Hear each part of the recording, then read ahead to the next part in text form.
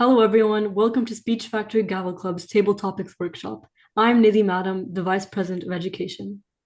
My name is Naraja Nair, and I'm currently have no role, but I'm going to be the upcoming VPM. So, what is Table Topics? Well, Table Topics is a speaking activity where you could ask random questions and you have to give a 1 minute to 2 minute answer with no preparation. It's like impromptu speaking. So what we're going to cover in today's workshop is that we're going to go over a few examples of a good table topics answer versus a bad one. We're going to learn how to create your own amazing table topics responses, and then we're going to practice by having some audience participation. So let's get started with example one. If you had explained this image to a grandparent or older relative, how would you explain it to them? I'm going to give an example response, and for the next two, I'll see if we have any volunteers, and then I'll give another example. So for me to answer this question, I'd like to start off by saying, thank you, Table Topics Master. If I had to explain this image to a grandparent or older relative, it's obviously a bit of a tricky response. A lot of grandparents nowadays aren't up to date on today's memes or social standards, so they wouldn't understand what this type of humor is. But if I had to go off of what I knew about my grandparents, I'd explain it to them in terms they would understand. Skibbity Toilet is the name of this character, and it's supposed to be a sort of satirical response of societal norms. Obviously, the toilet is something we consider as toilet humor. It's something that's meant to be funny just because it's a gross thing. And the fact that there's a head coming out of it is what makes it funny. And a lot of kids nowadays like to pair it with a very special song on a skibidi dim pom pom, and they like to add it together to create a sort of meme. And that's why it's so popular nowadays, because so many kids can come over and just start saying this because it's really just nonsense. That's an example response that I could give, and it would be 1 to 2 minutes long. For the second example, I'd like to see if we have any volunteers who might want to come up and explain what this character might mean, or if you saw this character walking past your house at 3 a.m., what they would do. Could anyone raise their hand and see if they want to participate?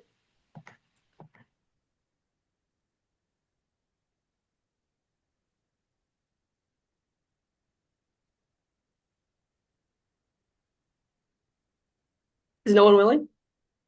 You can just go ahead and volunteer someone. Okay. Um, for this one, I'm just gonna volunteer. I'll see if Neo wants to answer this. Okay, so my question is, if I saw this character walking past my house at 3 a.m., what would I do? So if I saw this character walking past my house, it's probably not something you'd see every day or at this time every night. So I'd probably be a little scared, because it's an abnormal being. It's not really something that you'd see in like around your house or in general, especially at this weird timing. I genuinely don't think I'd be awake at 3 a.m. to see it, but if I happened to see it, I would I'd probably hide because I don't want it to come inside my house, and it has a bat I could see, so or I could probably burn it. You could see that it's made out of wood. So yeah, I'd probably try to hide or fight it. Yeah. Thank you. That's a really great response. You covered a lot of bases. I think you did an amazing job.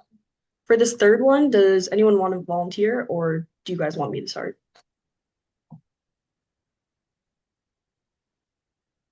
All right, so it seems we have no volunteers again. So I'm just going to try and respond to this one as well.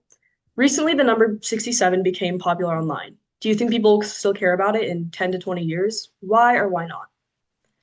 My response would be 67 is a very popular meme nowadays, and I believe that this meme is going to rapidly lose its popularity over time. I think we've seen the meme cycle. I've seen how so many people begin to view things that everyone is saying in just a couple of months, we start to think of them as embarrassing or as cringy. In a couple of years, we're going to start looking back on this and think, this was so embarrassing. Why was I saying 6, 7 in the middle of my classrooms? It's just a random number, right? But we love this meme so much right now. In a couple of years, we're going to not love it as much. We're going to look back on all of these videos of these kids at basketball games screaming 6, 7, and we're going to wonder, why were we so annoying? What were we doing? But I mean, I think for now, it's just a fun thing that brings us together. So it's not really a harmful thing. I don't think it's going to be looked back on with such hatred, but I do think we're going to be a little bit embarrassed by it in maybe not even 10 or 20 years. Maybe in just a year, we're going to start thinking of it as something we should leave in 2025. All right. So for an example of bad table topics, I'm going to give a example response that is going to be written as a bad table topics answer. And you're going to start to think about some things that I did that made this table topics answer not sound very good. Think about content, rhetorical strategies, and body language. And I know that it is an online meeting, so it might be a little bit difficult to think about it, but just imagine with whatever you can what this speech might look like in person. So the question was, if you could master one skill instantly, what would it be and why? Here's my response. If I could master one skill, it would probably be maybe like learning languages really fast, because then I could like talk to a lot of people. Um, and I think that would be helpful because it's something a lot of people want to do. Table topics master. Could anyone give me some reasons why that answer might not be exemplary? You can just unmute and okay, Akshata. You used a lot of filler words like and and from what I saw, I don't think you spoke for the minimum of 1 minute. Mm-hmm. Perfect. That's a lot of the reasons why this might not be considered exemplary. Does anyone else see anything else that might show why this wouldn't be considered a very good table topics response? I would say too many pauses. Yeah. Mm-hmm. So what went wrong? Most of the content was off topic. Body language was just non-existent. Pauses were out of whack. I paused for way too long and they weren't effective. There was many random pauses. I wasn't really sure about what I was saying. And because of that, I sounded less and less confident as I went on. Because there was no vocal modulation, you couldn't really tell what I was emphasizing or if I was happy or if I was sad. And I was even very quiet. Although you can get away with this online, considering your mic is right next to your face, even then, I wasn't really making enough noise and it felt like you kind of had to strain to hear me. A lot of the content was off topic. And what I mean by that is that I wasn't giving enough personal information. I wasn't really answering the question in the way that I should have. I just gave a single word answer and then I gave a very, very vague response afterwards. That's not going to give a very strong or effective speech. In the speech breakdown, you can see that content is roughly only around 9% of how important your presentation is. Body language, pauses, and your voice are the most important things because they're what makes the audience remember you, and they're what makes the audience want to listen to you more. Now let's go over some good table topics.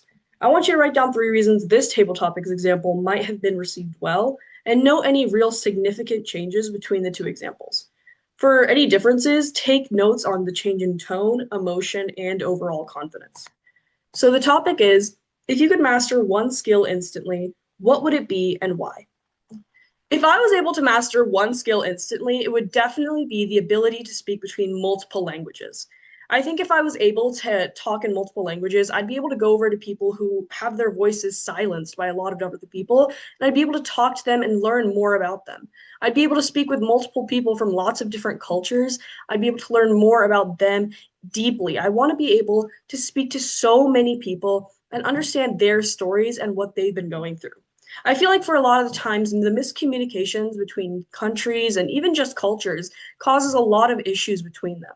And language is such a diverse and important part of our culture. I feel like the ability to just switch between them and understand what a lot of different people are saying would help combat a lot of the issues that we're facing in our day-to-day lives.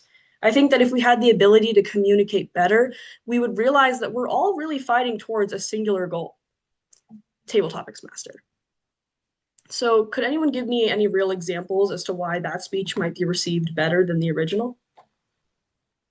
You were more confident Mhm, and like there was less pauses and you kind of like covered everything within like a minute. mhm. That's a wonderful Yeah. few reasons. Does anyone else want to try and see what they notice might be different? I see some answer on the chat from Araf too. Araf, go ahead and unmute yourself and say it out loud. You had good pacing, less Mhm. pauses, and you explained it better than the bad example. Yeah, I think those are all great reasons. So, for some things that went well, the content stayed consistent with the original question, and the body language used to emphasize important sections. Pauses were used when the speaker wanted the audience to think or reflect. Instead of just figuring out what I was trying to say in the next sentence, I used those pauses to make the audience think more so about what I had just said. There was lots of vocal variety. I tried to project my voice throughout, and I knew how to shift between the emotions. So when I was talking about conflicts between countries, maybe it might have been hard to pick up on, but I tried to like soften my tone a little bit to talk about the seriousness of the conflicts. So, for some general tips, if you're struggling with nervousness, if you're struggling to meet the time limit, I really would like you guys to utilize stories. Speak vividly about a story that's related to the question, and that can cushion out your speech and give it like a sort of personal flair to it. If you're able to connect your speech to a personal thing of yours, then you also connect with the audience. If you keep the audience engaged, you should always try and like project your voice to make your speaking more clear and show your emotions with your entire body. So show it with your face, your arms, and especially your voice. That's incredibly important. If you're in person, you can do this a lot easier. You can move around the audience and you can tell them more in depth about what you feel. But showing your emotions with everything you can will help utilize as much engagement as you can. I'm going to hand it over to Nidhi now. So now let's talk about the message that you should include when you're doing your speech. So first is structure. How do I even answer? And my answers are abrupt. Well, here's what you can do in order to fix it. Use the method STAR. Start strong. Use a rhetorical question, an imagery, or a fact. T, take a stance. Answer the question and briefly explain it. A, add. Use a story, scenario, or examples. And finally, R, resolve. Make sure you circle back, use a big picture, and have a final request or question to tie it all up.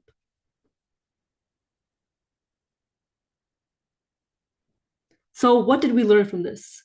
The first thing was structure. What are you supposed to do next? What are you supposed to do when you're doing each part of your speech? And how do you construct an overall table topic speech? And second, our next tip will be about if you were always under time, how you can fix that. So with a show of hands, even if you do everything right, it still may not be enough. So let's beef up our speeches. So for a show of hands, how many of you always feel like you're struggling to meet the time limit? Yeah, so this tip is going to be on fixing that. So our second tip is fill the time. How can I make my speech more interesting? And I struggle to reach 1 minute. The first thing you can do is add a lesson to the story and relate it back to the question. This will allow you to make it more personal while also making sure that you meet the time requirement. Second, you can reframe or re-answer the question. As you saw when my partner Neeraja was answering her table topics questions, she rephrased the question and then she gave her answer. This increased her speech by about 5 seconds, but still, it was able to make her reach the time limit. And the third thing is use rhetoric, such as metaphors, rhetorical questions, and repetition. So, what did we learn from this? For filling the time, when you don't have enough to say, make sure that you make it interesting. This allows your audience to also engage further with your speech. Also, make sure to add lessons, rhetoric, or reframe your answer. So the next tip we're going to be talking about is practicing, practicing, practicing until you instinctively know. When do you wrap up? Our last tip is entering flow state. When do I conclude my speech? Here are our key tips. Following the structure with occasional add-ons, keep your speech flowing. Knowing when to conclude prevents scrambling at the end and beating around the bush to fill time. So the previous tip was about not being able to meet the time requirement. And this is, when do I stop talking? So here are our key takeaways or our summary. Start strong, take a stance, add, and resolve. Fill the time, keep the minute in string and confident. Number 3, flow and go. Keep flowing and wrap up endlessly. Remember, structure plus interest plus flow equals success. And here are some extra tips. So the first thing you can do is volunteer and practice. The more you volunteer and practice, the more better of a table topic speaker you will become. Volunteer and get more practice. It's the only way to improve your flow. After the first learning curve, table topics become so much more fun. I remember the first time I spoke in table topics. I was super nervous, but as I continued to practice, I became more and more confident, and I became a better table topic speaker. Number 2, don't sweat it. Remember that we're all here to support you. All of us have been through the same experience. So be confident, calm, and collected. No one will laugh at you or kick out for slipping up. So still do your best and don't worry. And the last tip is watch and learn. Observe how other people speak. For example, I remember when I first joined, I saw so much more experienced members talking, and I was able to gain knowledge from how they spoke. Learn from other mentors and other more experienced members. If you see them doing a tactic you like, maybe incorporate it in your next speech. And most importantly, be genuine and passionate. Make sure that your speech isn't something that you don't want to talk about. Otherwise, you may not be able to meet the timing requirement. And just being more genuine and passionate will definitely improve your table topic speeches. Thank you for joining.